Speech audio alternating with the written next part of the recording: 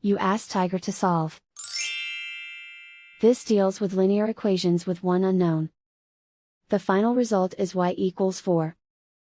Let's solve it step by step. Simplify the expression. Expand the parentheses. Simplify the arithmetic. Group all constants on the right side of the equation. Subtract 8 from both sides. Simplify the arithmetic.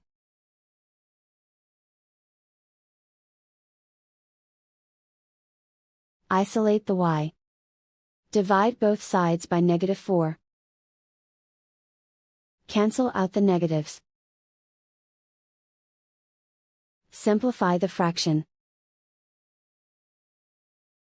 Cancel out the negatives. Find the greatest common factor of the numerator and denominator. Factor out and cancel the greatest common factor. And so the final result is y equals 4.